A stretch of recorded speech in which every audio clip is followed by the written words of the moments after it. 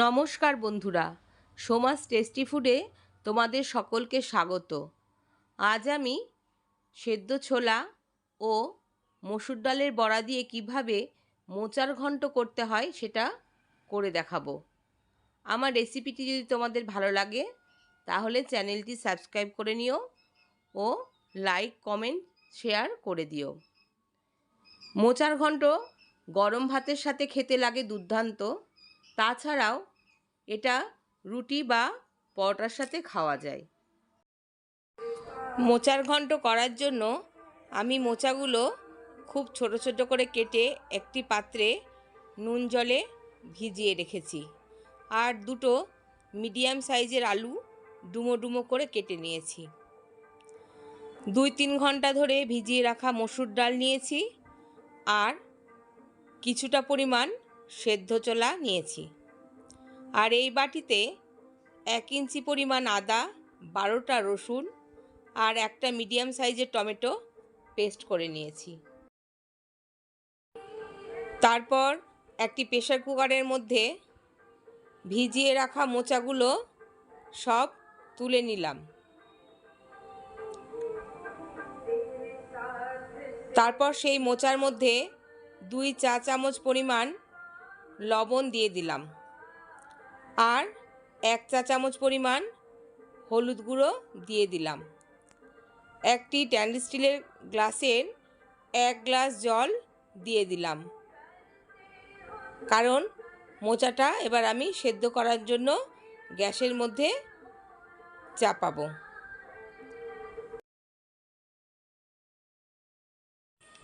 এবার প্রেসার কুকারের ঢাকা লাগিয়ে আমি প্রেসার কুকারটিকে গ্যাসের ওপর চাপিয়ে দিলাম আর গ্যাসের আঁচ হাই করে রাখলাম। একটা সিটি পড়া পর্যন্ত অপেক্ষা করব।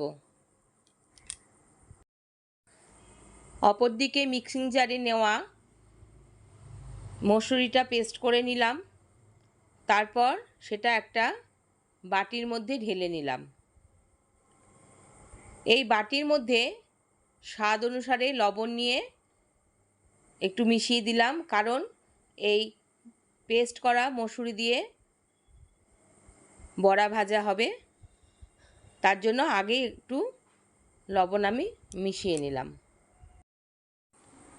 প্রেসার কুকারে একটা সিটি পড়ে যাওয়ার পর প্রেসার কুকারটিকে আমি নামিয়ে রাখলাম। এই প্রেসারের গ্যাস না বেরিয়ে যাওয়া পর্যন্ত প্রেসার কুকারটা এই অবস্থায় থাকবে। আর একটা ওভেনে কড়াই বসিয়ে নিলাম। কড়াই বসিয়ে নিয়ে তাতে 4 টেবিল চামচ পরিমাণ সর্ষের তেল দিয়ে দিলাম। তেল গরম হয়ে গেলে আগে থেকে পেস্ট করে রাখা মসুর ডাল দিয়ে বড়া ভেজে নিলাম। এই বড়াগুলো খুব ছোট ছোট করে ভাজতে হবে। তারপর বড়াগুলোর এক পিঠ ভাজা হয়ে গেলে আমি বড়াগুলোকে উল্টে দিলাম। সব বড়া উল্টানোর পর এগুলোকে লাল লাল করে ভেজে আমি একটি পাত্রে নামিয়ে নিলাম।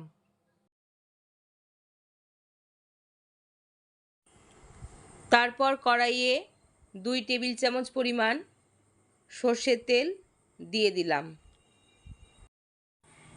তেল গরম হয়ে গেলে আগে থেকে কেটে রাখা আলুগুলো কড়াইয়ের মধ্যে দিয়ে দিলাম।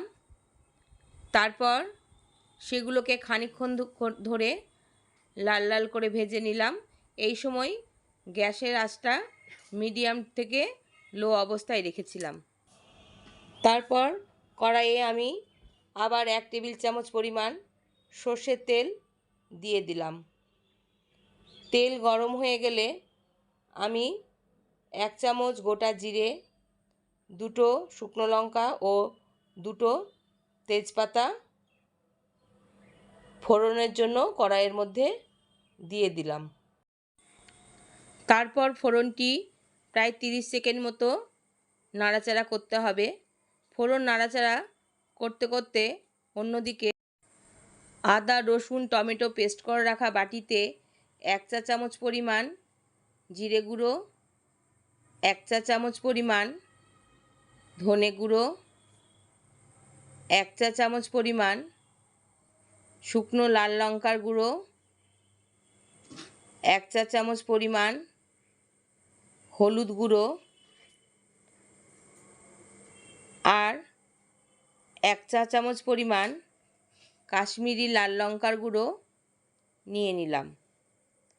তারপর সব মশলা একসঙ্গে মিশিয়ে নিলাম। এদিকে 30 সেকেন্ড মতো ফোড়ন ভাজা হয়ে গেলে কড়াইয়ের মধ্যে মেশানো মশলাটা দিয়ে দিলাম আর মশলা ধোয়া জলও দিয়ে দিলাম।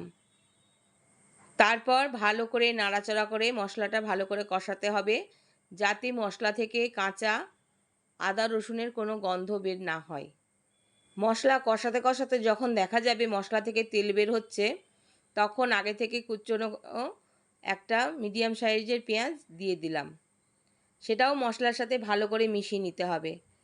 তারপর আগে থেকে সেদ্ধ করে রাখা ছোলা আমি দিয়ে দিলাম।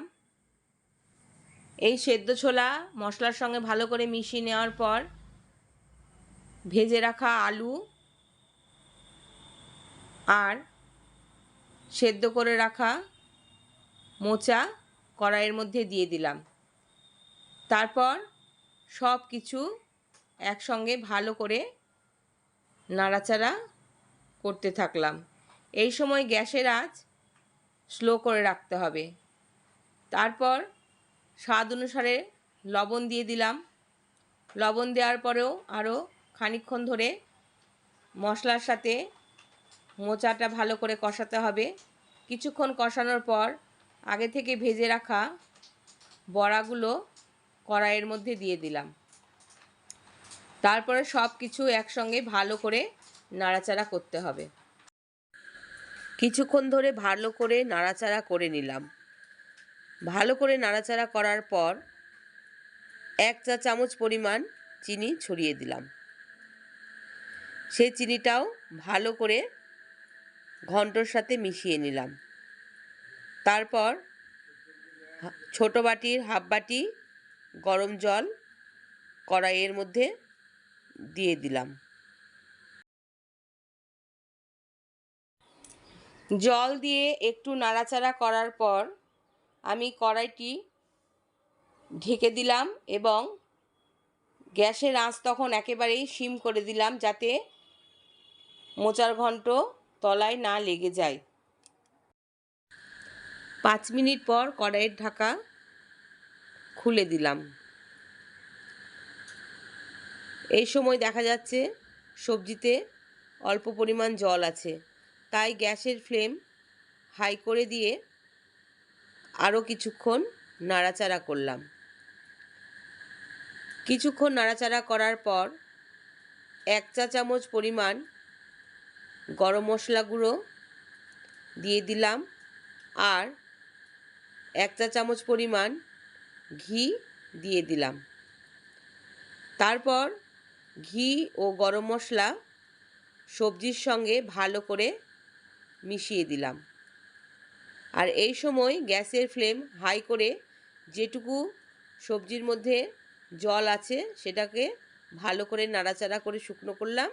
তারপর 5 মিনিট স্ট্যান্ডিং টাইমের জন্য রেখে দিলাম আর গ্যাসটি বন্ধ করে দিলাম। এবার মোচার ঘন্ট সার্ভ করে দিলাম। তোমরাও করে দেখো কেমন হয়েছে। ভালো হলে আমাকে কমেন্টের মাধ্যমে জানিও। আজকে তাহলে এই পর্যন্তই। তোমরা ভালো থেকো। ধন্যবাদ।